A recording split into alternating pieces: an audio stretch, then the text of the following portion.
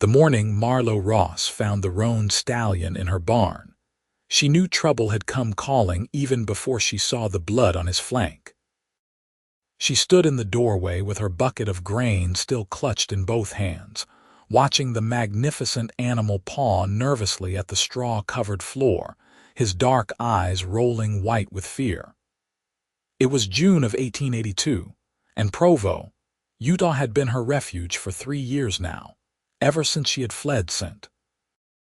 Louis with nothing but her grandmother's wedding ring and a heart full of determination to start over. The horse was worth more money than she would see in 5 years of taking and mending and selling eggs, and somebody would come looking for him. She set down the bucket and approached slowly, murmuring soft words that her father had taught her back when the world still made sense. The stallion flinched but did not bolt, and up close she could see the wound was a graze, probably from a tree branch or fence post, nothing that required immediate attention. His tack was expensive, the leather tooled with intricate patterns that spoke of a wealthy owner. She ran her hand along his neck and felt him tremble beneath her touch. "Easy now," she whispered. "Whatever you are running from cannot be worse than whatever I left behind." She spent the next hour tending to him, cleaning the wound with water from the well, and applying a poultice her mother had taught her to make from herbs that grew wild near the creek. The stallion accepted her ministrations with surprising docility. As though he understood, she meant him no harm. She gave him oats and fresh water, then closed the barn door and returned to the small house that represented everything she had managed to build from nothing. The knock came just after noon, when the sun was high and merciless overhead. Marlowe had been expecting it, dreading it, and when she opened the door she found herself looking up at a man who took her breath away for reasons that had nothing to do with fear. He was tall and lean, with dark hair that curled slightly at his collar and eyes the color of storm clouds. Dust covered his clothes and his face was lined with exhaustion, but there was something gentle in the way he removed his hat and held it against his chest. "Madam," he said, his voice rough from the road, "I apologize for the intrusion. I am looking for a horse, a roan stallion. He ran off last night and I have been tracking him since dawn. The trail leads here." Marlowe kept her expression neutral, though her heart hammered against her ribs. "What makes you think I have seen your horse?" "The tracks, madam. They lead right to your barn." He gestured toward the weathered structure behind the house. "I mean you no trouble. I just want my horse back. His name is Tempest and he has been with me for 6 years. There was something in his voice when he said the horse's name, a tenderness that made Marlowe reconsider her initial plan to deny everything.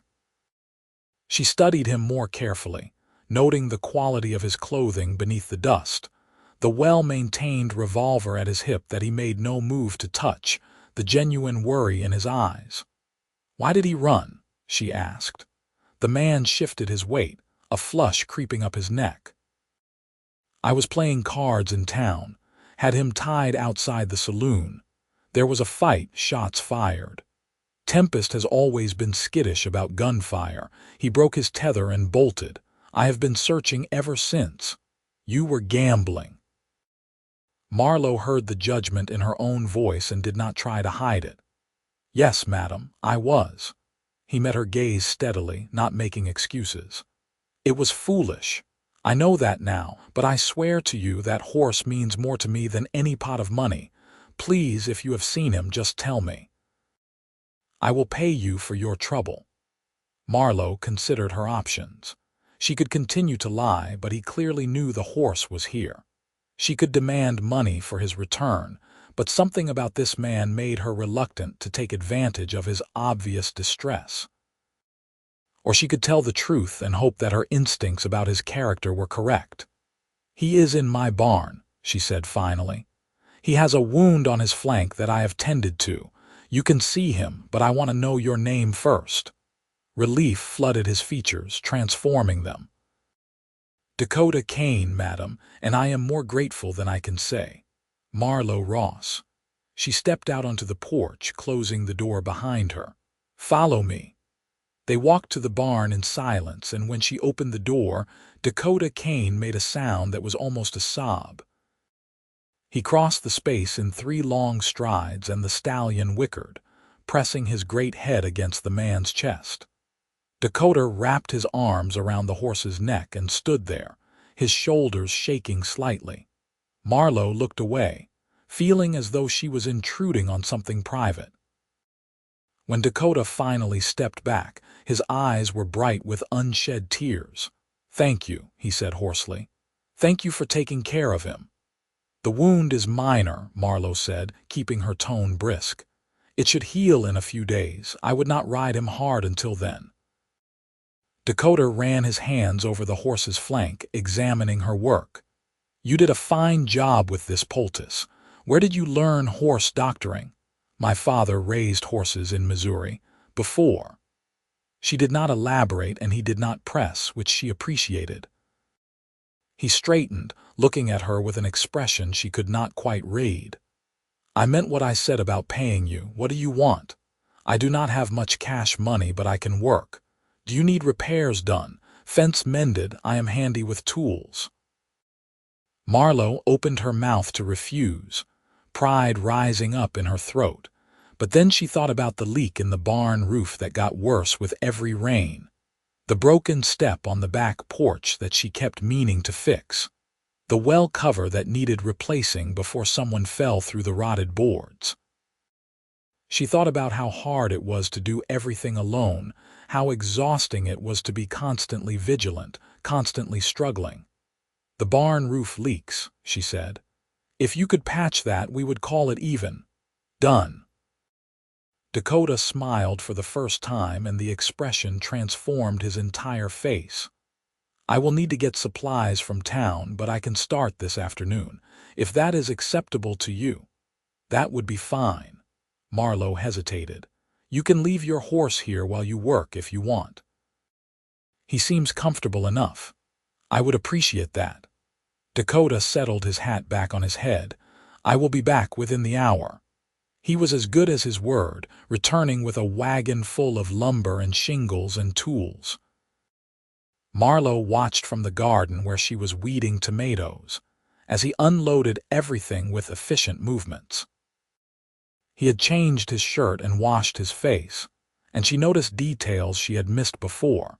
The strength in his forearms, the way his hair caught the sunlight, the easy grace with which he moved. She scolded herself silently and returned her attention to the tomatoes. It had been 3 years since she had allowed herself to notice a man, 3 years since she had fled a marriage that had taught her what a mistake it was to trust, to hope, to love. She had sworn she would never be that foolish again. But as the afternoon wore on, and she heard the steady rhythm of Dakota's hammer on her roof, she found herself glancing up more often than was strictly necessary. She brought him water when the sun was at its hottest, and he drank deeply, thanking her with that smile that made her stomach flutter in ways she had almost forgotten. "You have a nice place here," he said, handing back the dipper. "It must be a lot of work managing it alone." "I manage." Marlowe took the dipper back, careful not to let their fingers touch. "I prefer it this way, fair enough." He did not pry, which she appreciated. Though everyone could use a hand now and then, nothing wrong with accepting help. "Is that what you tell yourself when you are sitting at a card table?" The words came out sharper than she intended, and she saw him flinch. "I deserved that," he said quietly. "You are right to judge me for it. Gambling is a fool's habit, and I am trying to quit. Last night was a setback." "Why do you do it then, if you know it is foolish?" Dakota looked out across her property, toward the mountains that rose in the distance. "My family has a ranch about 20 miles north of here, cattle operation. My father built it from nothing, worked himself nearly to death doing it.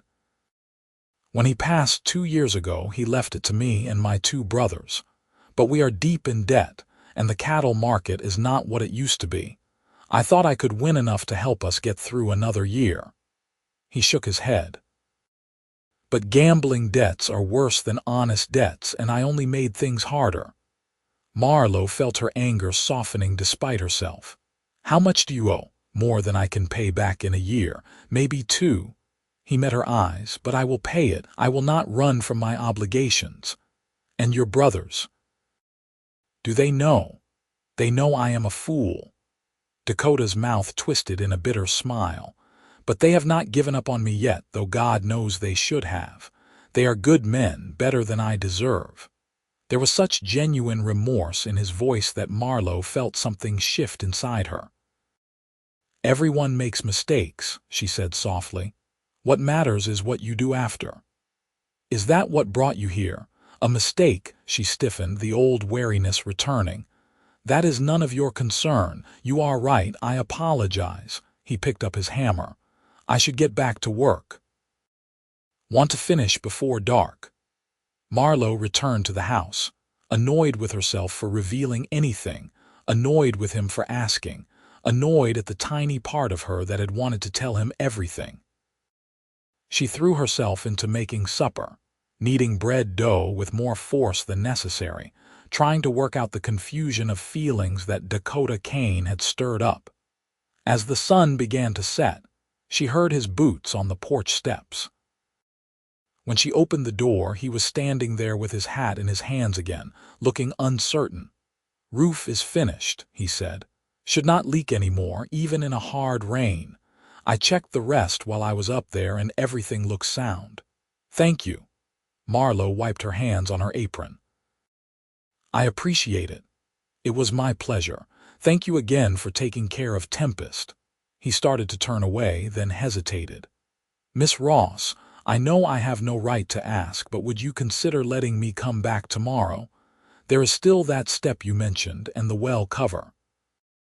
I would like to finish what I started. You have already done enough to repay me. Maybe I am not doing it to repay a debt." His storm-colored eyes held hers. "Maybe I would just like to help." Marlowe knew she should say no. Knew that letting this man back into her life, even for something as simple as repairs, was a dangerous path to walk. But there was something in his face, in his voice, that made the words stick in her throat. "All right," she heard herself say, "but only to finish the repairs." His smile was like sunrise. "Yes, madam, I will be here at first light." He was true to his word, arriving just as the dawn was breaking the horizon. Marlowe had been up for an hour already, unable to sleep, and she had coffee ready when he knocked. She handed him a cup through the door, not inviting him inside, maintaining the boundaries that felt increasingly fragile. Dakota worked steadily through the morning, replacing the broken step, and then moving on to the well cover. Marlowe tried to focus on her own tasks, washing clothes and hanging them to dry, feeding her chickens, preparing vegetables from her garden to take to the mercantile for trade. But she was constantly aware of his presence, the sound of his voice when he spoke to Tempest, the way he moved with such easy confidence. At noon, she brought him lunch without really thinking about it. Bread and cheese and cold chicken left over from her supper. He accepted it with surprised gratitude. "You did not have to do this," he said. "You have been working since dawn. I was making lunch anyway." It was not entirely true, but it was not entirely false either. He gestured to the space beside him on the new well cover. "Will you sit?" Just for a moment. Every instinct told her to refuse, to maintain distance, to protect herself. But her feet carried her forward and she sat, leaving a careful foot of space between them. They ate in silence for a few minutes, and then Dakota said, "Can I ask you something? And you can tell me to mind my own business if you want. You can ask." Marlowe did not promise to answer. "Why are you out here alone? A woman as capable and pretty as you, I would have thought you would have a husband by now." "I had a husband." The words came out flat, emotionless. "In St. Louis. He liked to use his fists when he drank, which was often. One night he beat me so badly I could not walk for 2 days. When I could finally stand, I took everything I could carry and I left. I have been here ever since." Dakota had gone very still beside her. When she finally dared to look at him, his face was pale with fury. "Did anyone try to stop him, to help you? His family had money and influence. My family was dead. Who would have believed me?" Marlowe wrapped her arms around herself. "I am just grateful I got away before he killed me. Or before I killed him. I am sorry." Dakota's voice was rough with emotion. "I am so sorry that happened to you. No woman should ever have to endure that." "No," Marlowe met his eyes, "but many do. I was lucky enough to escape. That is not luck, that is courage." He hesitated, then very slowly, very carefully, reached out and touched her hand. Just his fingers against hers, a whisper of contact. "Thank you for trusting me enough to tell me." Marlowe looked down at their hands, at the gentle way he was touching her, as though she was something precious that might break. She had forgotten that a man could touch a woman like this, with tenderness instead of violence. Tears pricked her eyes and she blinked them away furiously.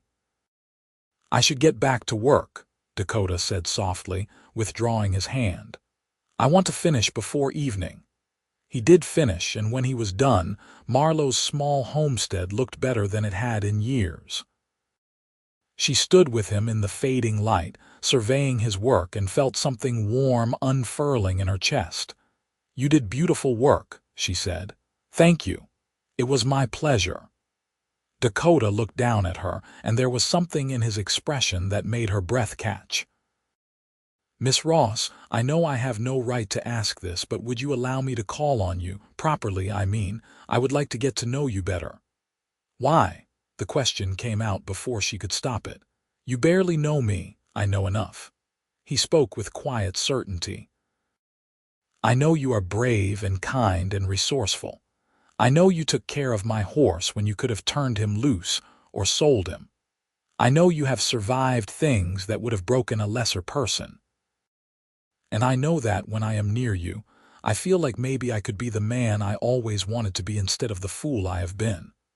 Marlowe's heart was pounding so hard she was sure he could hear it. "Dakota, I cannot. I am not ready for this. I do not know if I will ever be ready. Then I will wait." He said it simply, as though it was the easiest thing in the world. "I will wait as long as you need. I will not push you or rush you or expect anything from you. I just want the chance to show you that not all men are like your husband, that some of us know how to treat a woman with respect. And the gambling, the debts, I am done with that." The conviction in his voice was absolute. "Last night, when I thought I had lost Tempest, I realized that I had been gambling with more than just money. I had been gambling with everything that mattered. My family's trust, my own self-respect, my future. I am done throwing away what is precious on the chance of something better. I want to work for what I have, earn it honestly." Marlowe wanted to believe him so badly it frightened her. "Words are easy," she said. "It is the following through that is hard. Then watch me." Dakota met her eyes. "Watch me follow through. Let me prove to you that I mean what I say." "I do not want a husband," she said, needing him to understand. "I do not want to belong to anyone ever again." "I am not asking you to belong to me." He spoke gently. "I am asking if I can belong to you. There is a difference."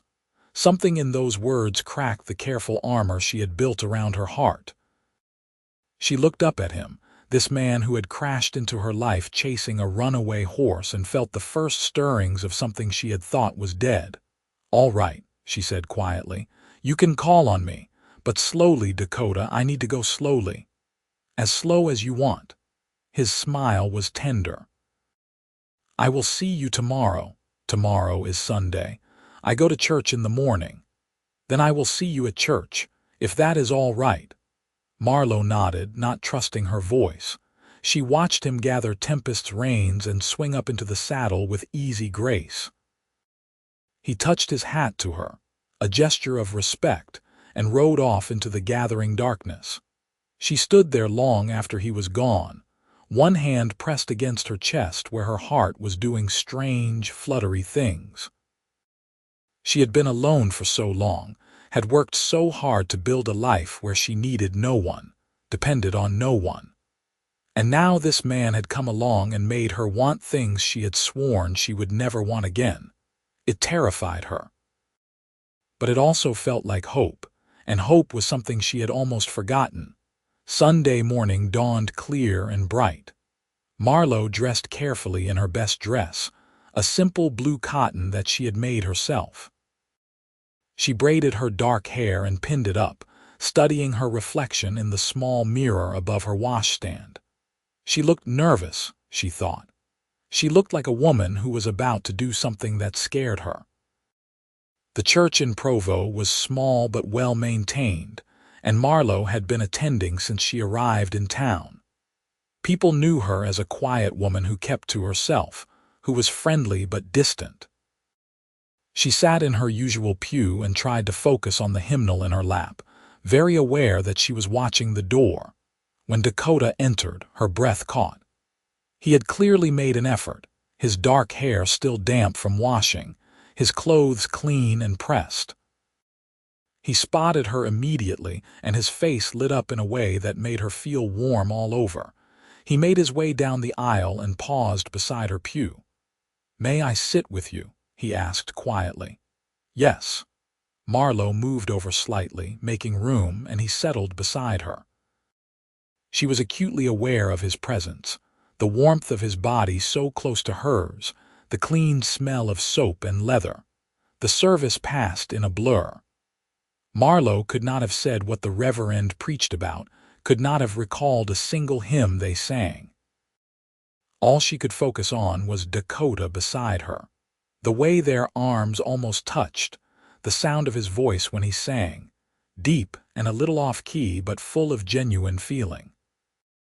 After the service, several people approached to speak with her, their eyes curious as they took in Dakota's presence at her side. She introduced him simply as a friend, and he was charming and polite to everyone, putting them at ease with his genuine warmth. "Would you like to take a walk?" he asked when they finally escaped the crowd. "It is a beautiful morning." They walked through the town, past the storefronts and houses, until they reached the edge of town where the land opened up into rolling grassland. Dakota talked about his family's ranch, about his brothers Daniel and Dalton, about the challenges they were facing and his determination to help them through it. "I rode out there yesterday evening," he said. "Told them about meeting you, about deciding to quit gambling for good." Daniel nearly fell over in shock. Dalton just grinned and said it was about time I came to my senses. "What did you tell them about me?" Marlowe asked. "That I had met a woman who was too good for me, but that I was going to try to deserve her anyway." He glanced at her sideways, a slight smile playing at his lips. "They want to meet you when you are ready, but I told them that might be a while. It might be never." Marlowe needed him to understand this.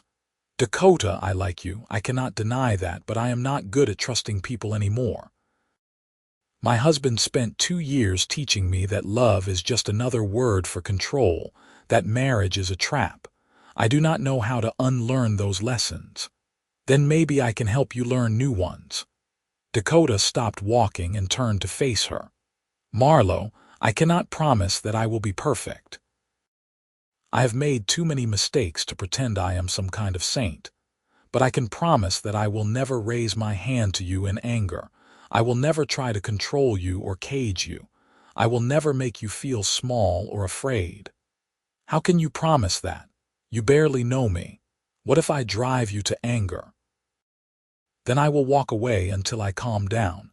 I will talk to you about what is bothering me. I will do anything except hurt you." His voice was fierce with conviction. "My father never raised a hand to my mother in 30 years of marriage. He taught us that a real man protects the people he loves. He does not terrorize them. That is the man I want to be. That is the man I am trying to be." Marlowe felt tears pricking her eyes again. "I want to believe you. Then believe me." Dakota very carefully, very slowly, reached out and took her hand. "I will spend every day proving to you that I am worthy of your trust, however long it takes." They stood there in the morning sunlight, hands joined, and Marlowe felt something inside her beginning to thaw. It was terrifying and exhilarating in equal measure, this feeling of opening herself up to possibility again. The next weeks passed in a blur of stolen moments and growing intimacy. Dakota came to her homestead nearly every day, always finding some excuse for his presence. He was in town buying supplies and thought he would stop by. He had caught extra fish in the creek and wanted to share them. He was worried about a storm coming and wanted to make sure her animals were secure. Marlowe saw through every excuse and said nothing, because the truth was she looked forward to his visits more than she wanted to admit. He was endlessly patient with her, never pushing for more than she was ready to give.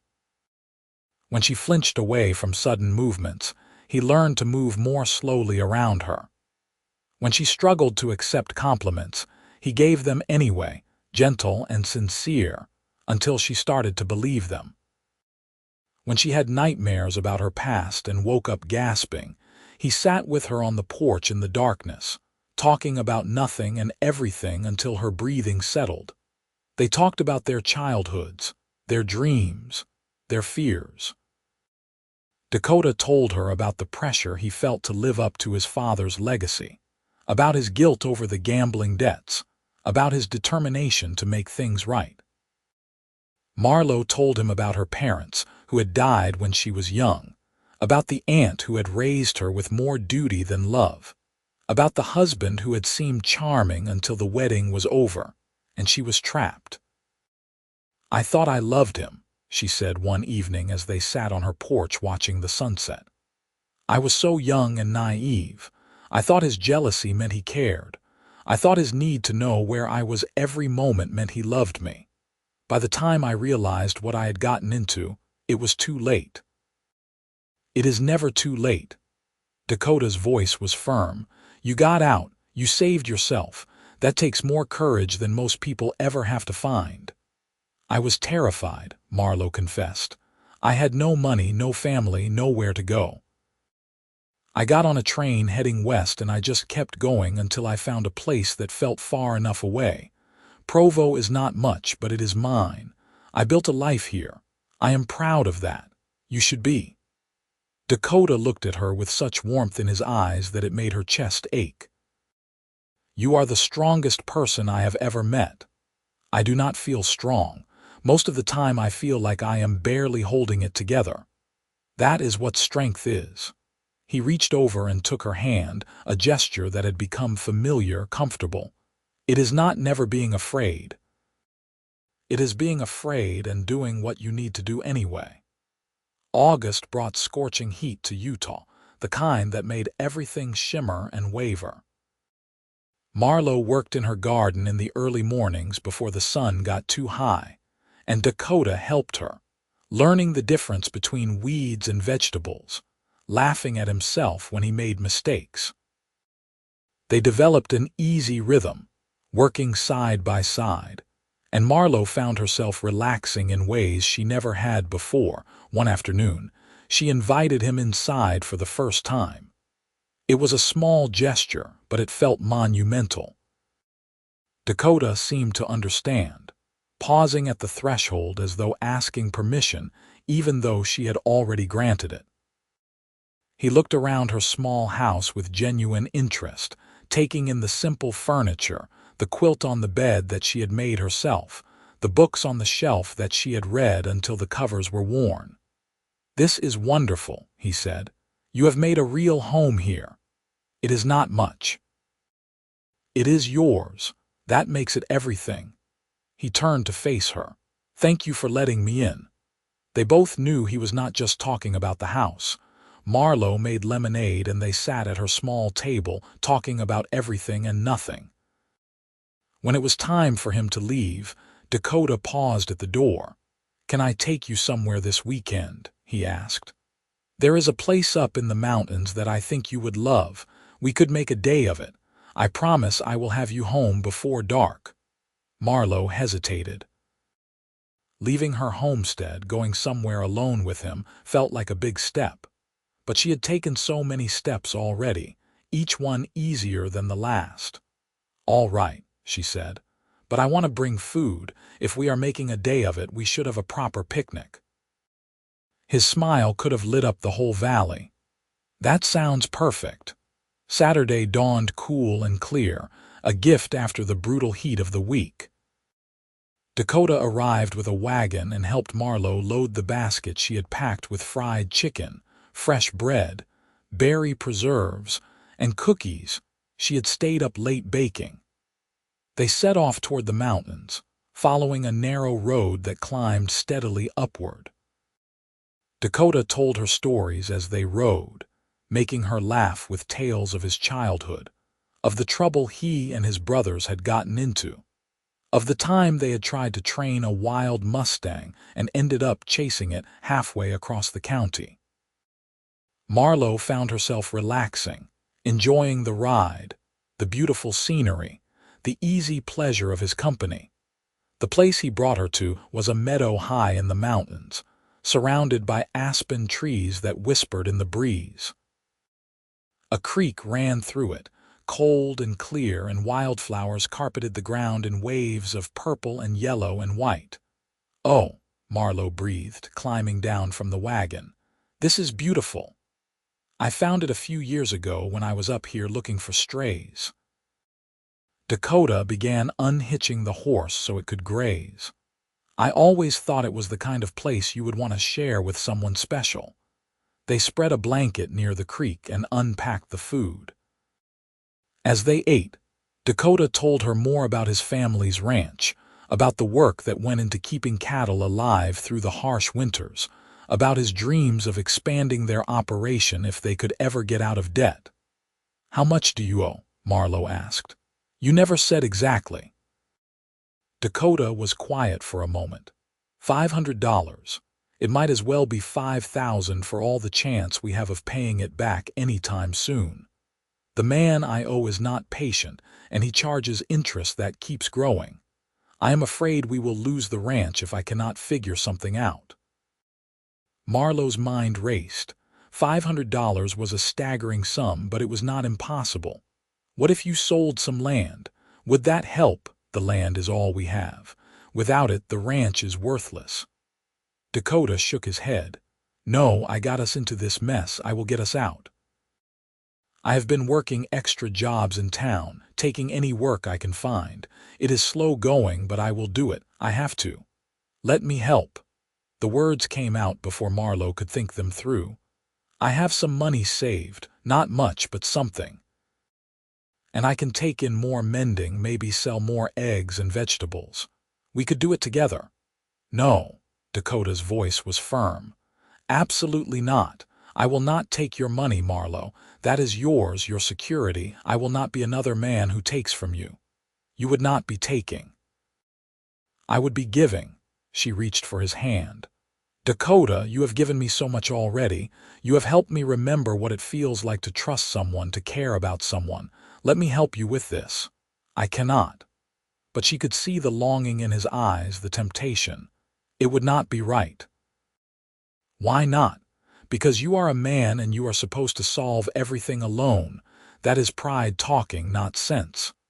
Marlowe squeezed his hand. "You told me that everyone needs help sometimes. Let me be the one to help you."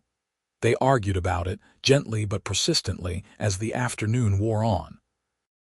Dakota was stubborn, but so was Marlowe, and gradually she wore him down. By the time the sun was starting to sink toward the horizon, he had agreed to accept a loan from her, with strict terms about paying her back with interest. "You are too good to me," he said softly, looking at her with such tenderness that it made her heart skip. "I do not deserve you." "Maybe not," Marlowe said with a slight smile, "but I choose you anyway." "Marlowe," her name on his lips sounded like a prayer. "Can I kiss you?" "I have wanted to for weeks now, but I did not want to rush you." Her heart hammered against her ribs. She had not been kissed since her husband, and that had been nothing like this. Nothing like the gentle question in Dakota's eyes, the way he was waiting for her permission, ready to accept no for an answer. "Yes," she whispered. "You can kiss me." He leaned in slowly, giving her time to change her mind, time to pull away. When his lips finally met hers, it was gentle and sweet and nothing like she remembered. There was no demand in it, no possession. Just tenderness and care, and a question that she found herself answering with her whole heart. When they finally pulled apart, Marlowe was shaking. "That was different," she said softly. "Different good or different bad. Different wonderful." She touched her fingers to her lips, still feeling the warmth of him there. "I forgot it could be like that. It will always be like that with me."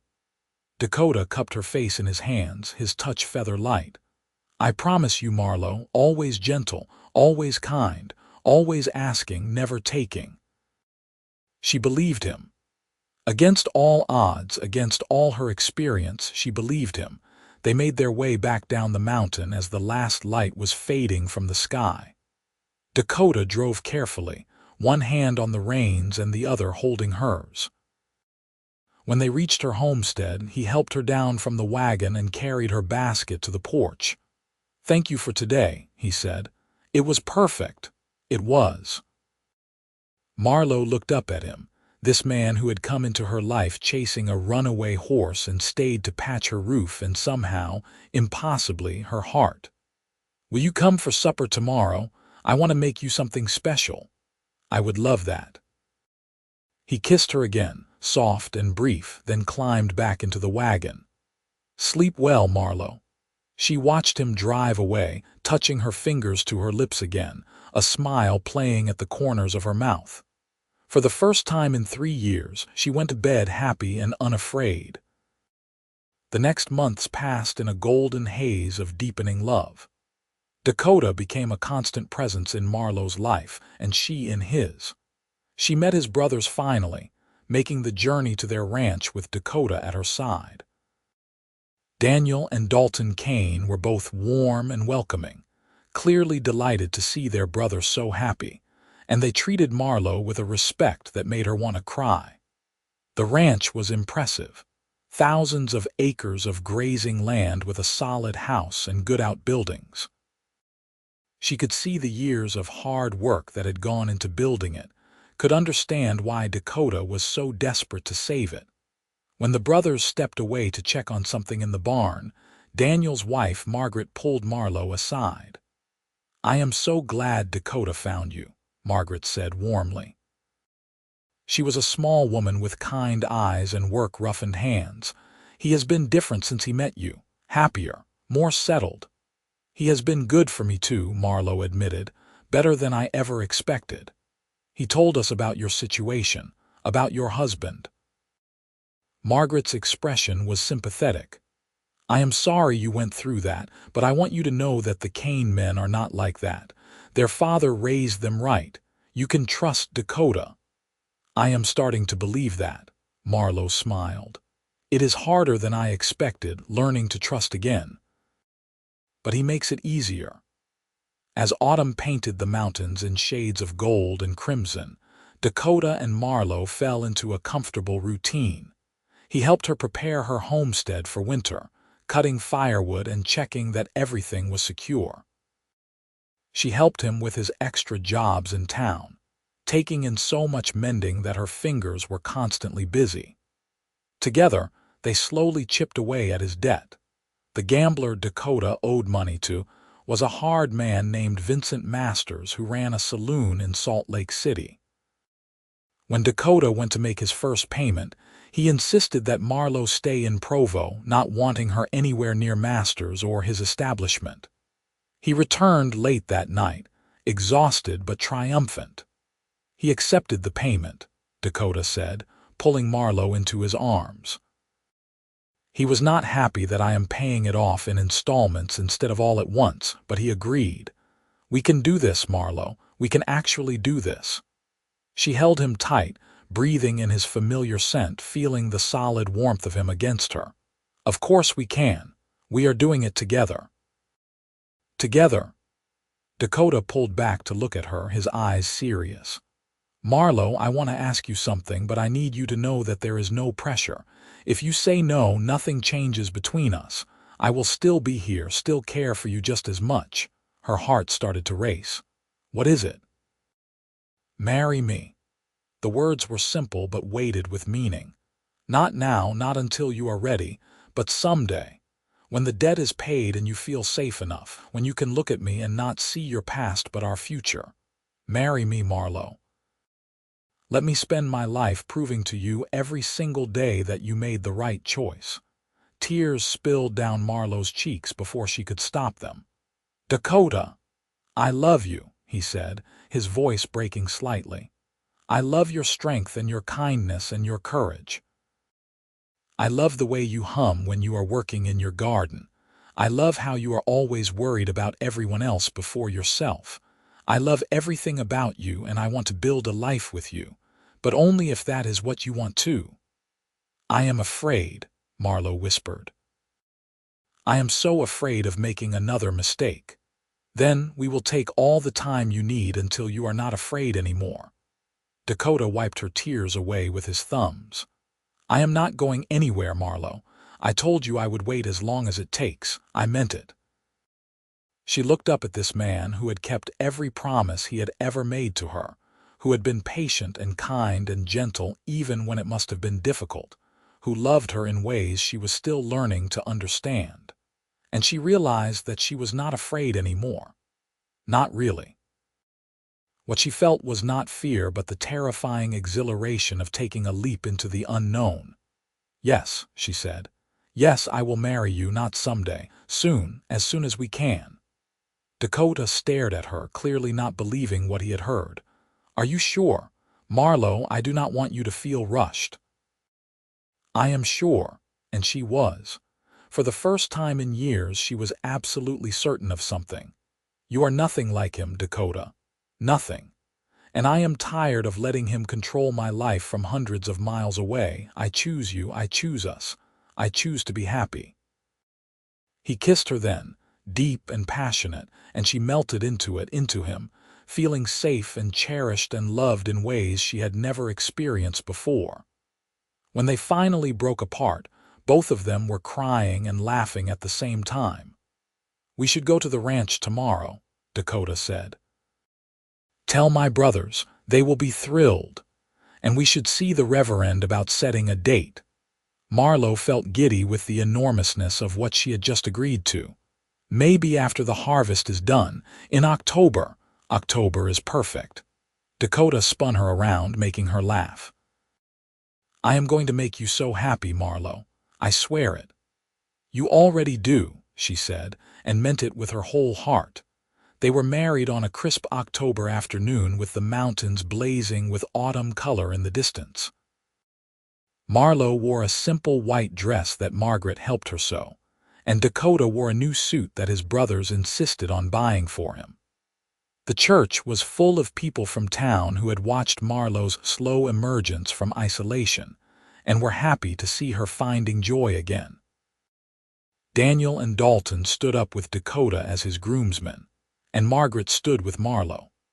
The ceremony was simple and heartfelt, and when the Reverend pronounced them husband and wife, Dakota kissed her with such gentle reverence that several people in the congregation dabbed at their eyes. The reception was held at the Kane Ranch, and nearly the whole town turned out.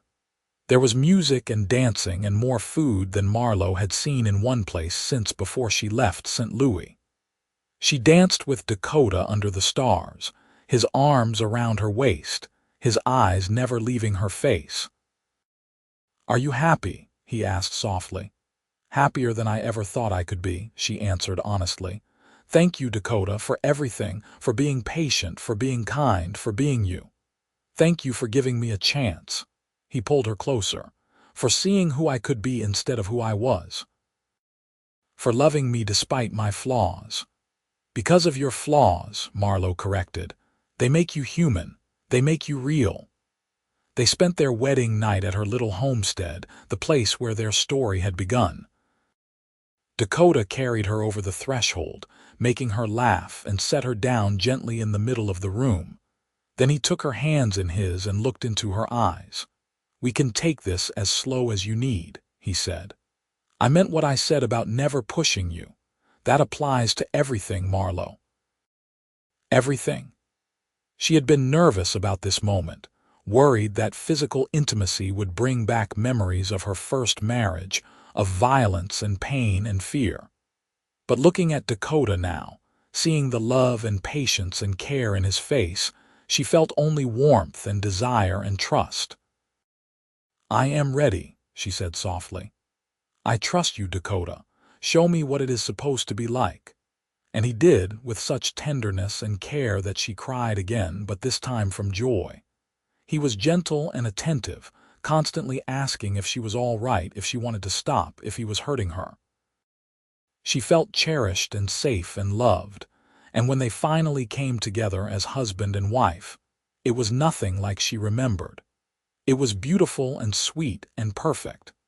Afterward, they lay tangled together in her small bed, and Dakota traced patterns on her shoulder with his fingertips. "I love you," he whispered. "More than I knew it was possible to love someone. I love you too." Marlowe pressed a kiss to his chest, right over his heart. "Thank you for teaching me that love does not have to hurt. It should never hurt." He tightened his arms around her. "I promise you, Marlowe, every day for the rest of our lives. I will make sure you never forget that." They settled into married life with surprising ease. Marlowe moved to the Kane ranch, though she kept her homestead and made regular trips there to tend her garden and animals. The ranch was busy and full of life, with Daniel and Margaret and their 3 children in the main house, Dalton in a smaller house nearby with his new wife Sarah, and Dakota and Marlowe in a cabin that the brothers helped them build on the edge of the property. It was hard work, ranching life, but Marlowe thrived on it.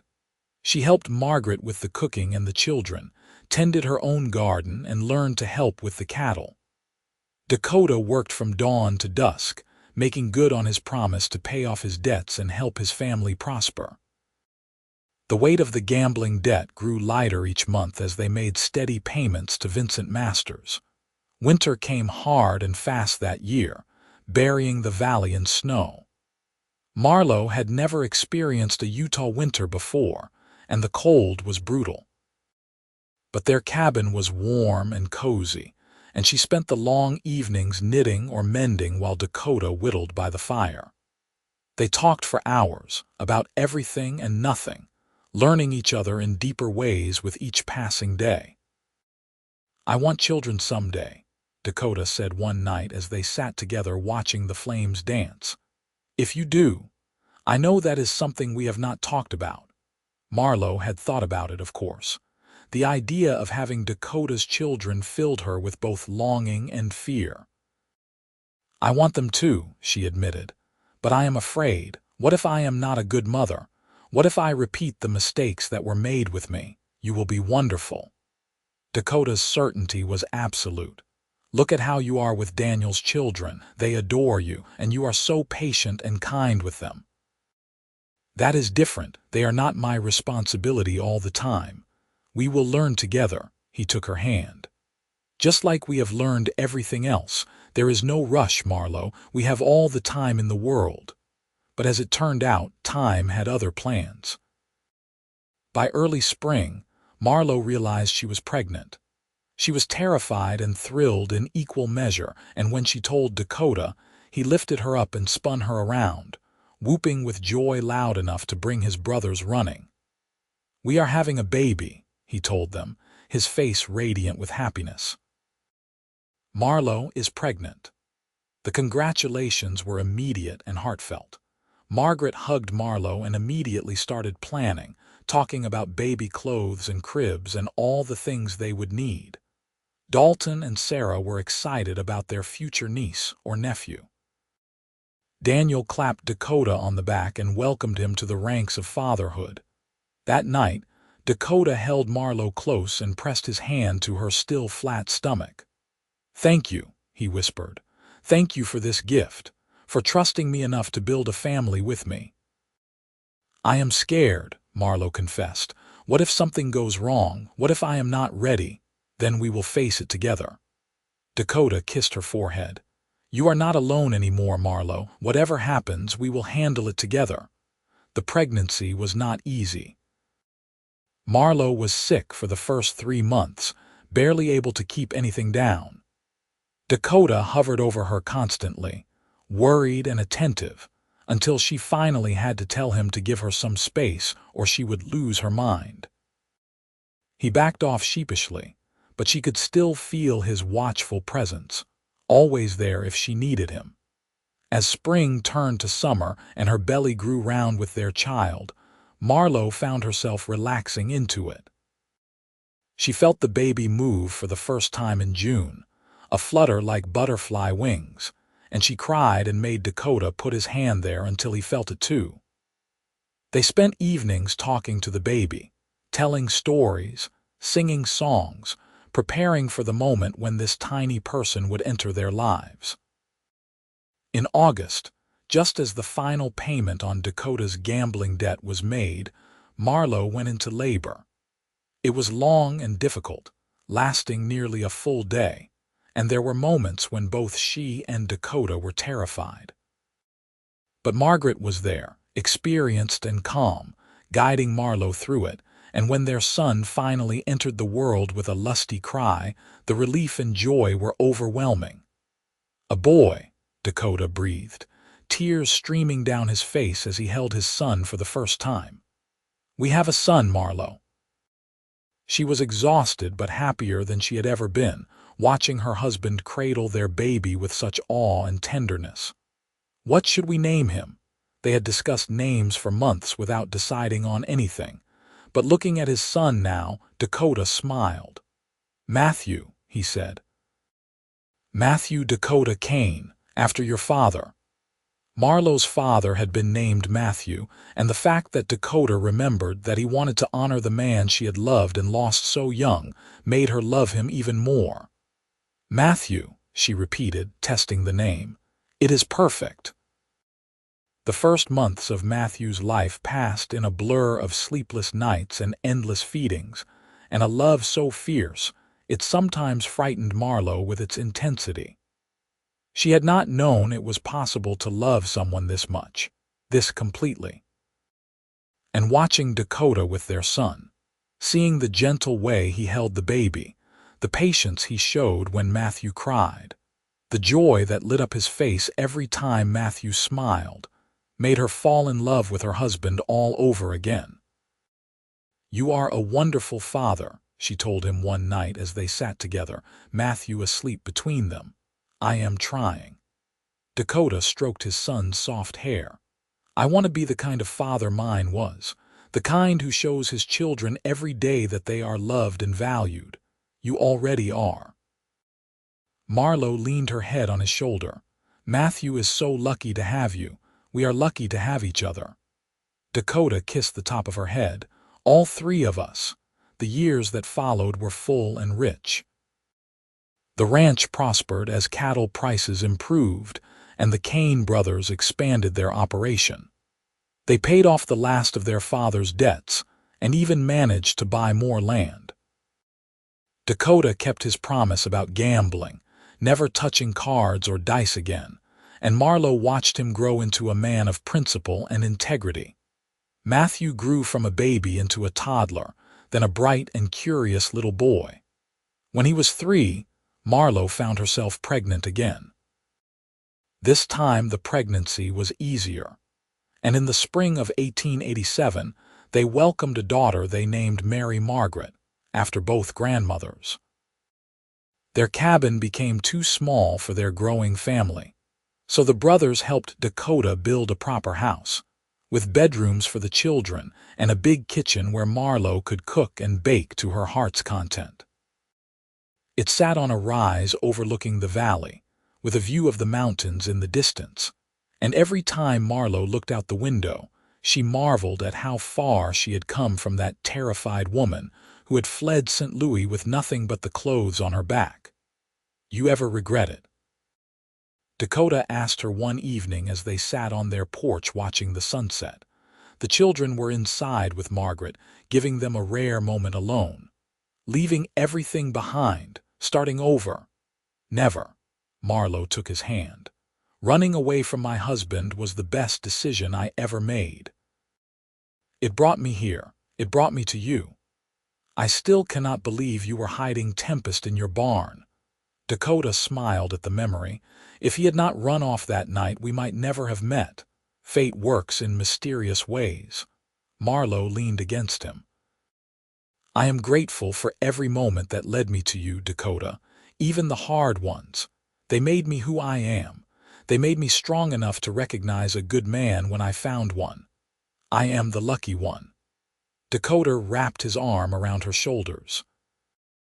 "You took a broken gambler who had lost his way and helped him become someone worth being. Someone I am proud to be. You were always worth being. You just needed to believe it." They sat in comfortable silence as the sky turned from gold to crimson to purple. From inside the house came the sound of Matthew's laughter and Mary's delighted squeal. The ranch stretched out before them, solid and prosperous, built on the foundation of hard work and family love. In 1889, Marlowe gave birth to twins. 2 more boys they named Daniel after Dakota's brother and David after the uncle who had helped Dakota's father start the ranch years ago. The house that had seemed so spacious suddenly felt full to bursting with noise and activity and love. Dakota thrived on the chaos, patient and playful with all their children, teaching them to ride and rope and respect the land. Matthew showed an early aptitude for ranching, following his father everywhere, asking endless questions about the cattle and horses. Mary was gentle and nurturing, already helping her mother in the garden and with the younger children. The twins were wild and mischievous, always getting into trouble but so charming about it that it was hard to stay mad at them for long. 4 children, Dakota said one night after they had finally gotten everyone to bed. He collapsed on their bed with an exaggerated groan. "How did we end up with 4 children? You have only yourself to blame." Marlowe laughed, lying down beside him. "You are the one who cannot keep his hands off me. Can you blame me?" He rolled over to face her, his eyes warm with desire even after 8 years of marriage. "You are even more beautiful now than the day I met you. I am plumper and have gray hair starting. You are perfect." Dakota kissed her softly. "Every gray hair is earned, every curve is evidence of the children you have given us. I love every inch of you, Marlowe Kane." She smiled against his lips. "I love you too, even when you are too tired to keep your eyes open. I am never too tired for you." But even as he said it, he yawned hugely, making her laugh. "Go to sleep, Cowboy. We have been married long enough that we do not have to prove anything to each other." "I still want to, though." But his eyes were already drifting closed. Love you too." Marlowe curled against him, fitting into the familiar curves of his body, and let herself drift off to sleep feeling safe and content and deeply, profoundly happy. The years continued to pass in the way years do, marked by the rhythms of ranch life and the growth of their children. Matthew grew into a strong young man who wanted nothing more than to work the ranch with his father and uncles. Mary developed a talent for music, and Dakota bought her a piano that had to be shipped all the way from Salt Lake City. The twins were inseparable, always together, always scheming some new adventure that usually ended with someone needing stitches or apologizing to a neighbor. Marlowe's hair went from dark with threads of gray to nearly entirely silver. Dakota's face gained more lines, especially around his eyes from years of squinting into the sun. But the love between them never faded or became routine. If anything, it deepened with each passing year, each challenge faced together, each joy shared. In 1895, when Marlowe was 43 and Dakota was 45, they welcomed their final child, another daughter they named Grace. She was a surprise, coming more than 5 years after the twins, but no less loved for being unexpected. Matthew was already 14, practically grown, but he doted on his baby sister with surprising tenderness. Mary, at 11, became a second mother to Grace. The twins, at 9, were convinced that they had somehow wished the baby into existence and treated her like a living doll. 5 children, Marlowe said, holding Grace and watching her older children gathered around. When I was 21 and running away from St. Louis, I never imagined this. I never let myself hope for this much happiness. You deserve every bit of it. Dakota sat beside her, putting his arm around both her and the baby. You deserve the world, Marlowe. I have the world.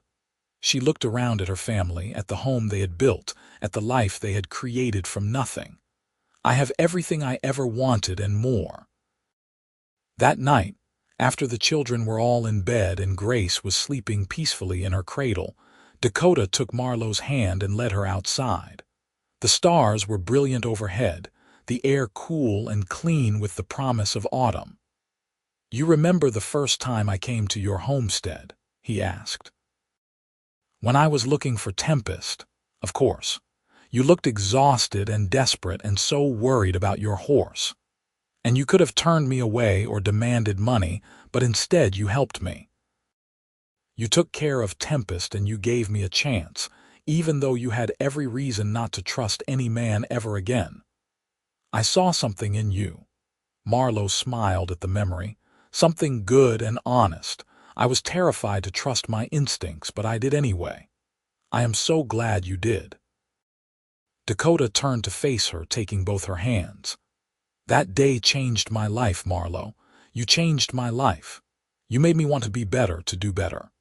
Everything good I am, everything good I have, it all started the day I knocked on your door looking for a runaway horse. And I told you that you could keep him if you would keep me too, Marlowe said softly. Actually, that was my line. Dakota grinned. After you told me you would let Tempest stay with you while I worked on your roof, I said, keep him if you will keep me too. Marlowe laughed. Did you? I do not remember that. Well, I thought it. I might not have said it out loud that soon, but I was definitely thinking it. He pulled her close. But it does not matter who said what or when. What matters is that we found each other. Against all odds, despite everything trying to keep us apart, we found each other and built this beautiful life. The best life. Marlowe rested her head against his chest, listening to the steady beat of his heart. I would not change a single thing. They stood there under the stars for a long time, holding each other, remembering all the moments that had led them here. The fear and hope of their first meeting, the slow building of trust, the leap of faith that marriage required, the joy and terror of children. The 1,000 small moments that made up a life built together. In the house behind them, their children slept safely. Around them, the ranch that 3 brothers had fought so hard to save sprawled across the valley, prosperous and thriving.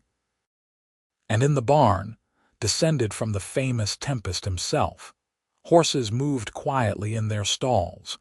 Years continued to accumulate, each one adding new stories to the family history. Matthew married at 22, bringing home a sweet-tempered woman named Emily who fit into the Kane family as though she had always been there. They had 3 children of their own, giving Marlowe and Dakota their first grandchildren. Mary followed her heart to Salt Lake City, where she became a music teacher, eventually marrying a kind banker and having 2 daughters who inherited their mother's musical talent. The twins stayed on the ranch, both of them as devoted to the land as their father and older brother. Daniel married a rancher's daughter from a neighboring spread, combining the 2 properties and expanding the Kane holdings even further. David remained cheerfully single, claiming he was married to the ranch and needed no other wife. Grace grew up surrounded by love and family, confident and secure in ways Marlowe had never been at her age. She had her father's easy charm and her mother's quiet strength, and by the time she was 16, she already had half the boys in the county courting her. Dakota was protective but not controlling, having learned from Marlowe's experiences how important it was to let children make their own choices. "She reminds me of you," he told Marlowe one evening as they watched Grace laughing with a group of friends at a community dance. They were in their 50s now, more comfortable sitting and watching than dancing themselves, though Dakota still insisted on at least one dance with his wife at every social gathering. "She is much bolder than I ever was at that age," Marlowe observed. "She knows her own mind." "Because you taught her to, because you showed her what a strong woman looks like." Dakota squeezed her hand. "Our daughters will never have to run away from anything. They will stand and fight because they learned from you." "I hope they never have to fight at all." Marlowe's voice was soft. "I hope they only know kindness and respect and love. Because of you and me, they will." Dakota stood and offered her his hand. "Dance with me, always." She let him lead her onto the floor, moving easily into the familiar steps they had danced together for more than 20 years. "I will always dance with you, Dakota Kane." "Good." He pulled her close, ignoring the other couples around them, focused only on her. "Because I plan on asking for the rest of our lives." As they danced, Marlowe thought about that terrified young woman who had hidden a runaway horse in her barn so many years ago. She thought about the gambler who had come looking for him, desperate and broke and trying so hard to be better than he had been. She thought about all the ways they had healed each other, challenged each other, loved each other. "What are you thinking about?" Dakota asked, reading her expression the way he always could. "Us. How far we have come, how grateful I am for every single day." Marlowe looked up at him, this man who had kept every promise he had ever made, who had shown her what real love looked like. "I was just thinking that if I had to do it all over again, go through everything I went through to end up here with you, I would do it in a heartbeat." "You will never have to go through anything like that again." Dakota's voice was fierce. "Not as long as I am alive to prevent it. I know." And she did. After more than 2 decades together, she knew with absolute certainty that Dakota would protect her, cherish her, stand beside her no matter what came. "That is what makes me feel safe enough to be grateful for the journey, because I know how it turned out." The years moved faster as they grew older, the way time always seems to when you are happy. Before Marlowe knew it, she was 60 years old with a dozen grandchildren and great-grandchildren starting to arrive. The ranch had grown into one of the most successful operations in Utah, spanning thousands of acres and employing dozens of people. The Kane name was respected throughout the territory, known for fair dealing and honest work. Dakota was 62, his dark hair now completely silver, his face weathered from a lifetime of working outdoors. But he could still make Marlowe's heart flutter with a smile, could still make her laugh until she cried, could still hold her close at night and make her feel like the most cherished woman in the world. They celebrated their 30th wedding anniversary with a party that seemed to include half of Utah. All 5 of their children were there with their own families. Daniel and Dalton and their wives, older now but still running the ranch alongside their children and nephews. Friends from Provo and Salt Lake City and beyond, people whose lives the Kanes had touched over the decades. As the sun set and the party began to wind down, Dakota pulled Marlowe away from the crowd and led her back to the place where their house stood, where they had raised their family and built their life. 30 years, he said, his arm around her waist. "The best 30 years of my life." "Mine too." Marlowe leaned into him, comfortable and content. Though I have to admit, when you showed up at my door looking for Tempest all those years ago, I never imagined it would lead to this. What did you imagine? Honestly, I was just trying to survive one day at a time. I was not letting myself imagine any kind of future at all. She turned to face him. And then you came along and made me want to imagine, made me want to hope, made me believe that maybe I deserved something better than just survival. You deserved everything. Dakota cupped her face in his hands, the same gesture he had used 1,000 times over the years. You still do. I have everything. Marlowe smiled up at him. I have you. I have our children and grandchildren. I have this life we built together. What more could I possibly want? More years. Dakota's voice was suddenly thick with emotion. I want more years with you, Marlowe. As many as we can get. I want to grow old together and meet our great-great-grandchildren and sit on this porch when we are both too creaky to do much else and still hold hands and talk about our life. Then that is what we will do. She kissed him softly. We will have all the years we are given, and we will fill every single one of them with love. And they did. They grew older together, their bodies slowing down even as their love stayed strong. Dakota had to give up most of the ranch work to his sons and nephews, but he stayed involved, advising and supporting from the sidelines. Marlowe slowed down too, spending more time with grandchildren than garden work, but she never lost her sharp mind or her gentle spirit. On a warm summer evening in 1913, when Marlowe was 70 and Dakota was 72, they sat together on their porch watching the sunset paint the mountains in shades of gold and purple. 3 generations of Kanes were scattered across the ranch, going about the evening chores. The sound of children's laughter drifted up from somewhere near the barn. You ever think about that first day? Marlowe asked. When you came looking for Tempest, all the time. Dakota squeezed her hand, his grip not as strong as it used to be, but still warm and familiar. I think about how close I came to losing him, how if he had not run off I would never have met you.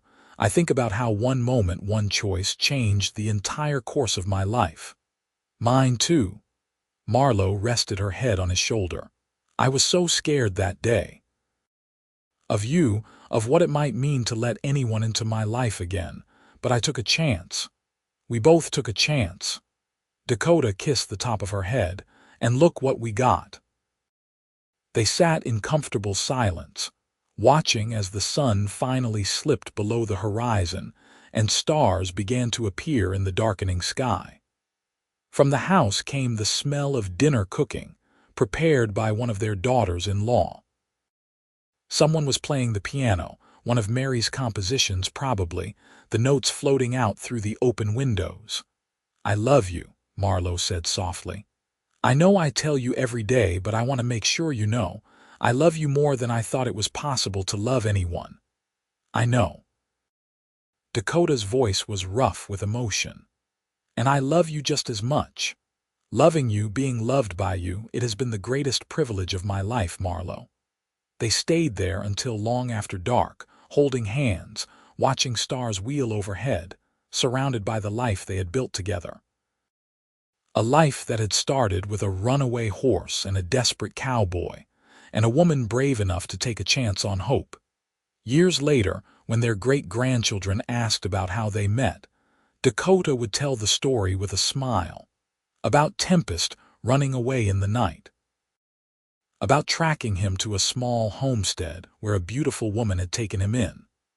About offering to work off his debt and finding something so much more valuable than money or horses.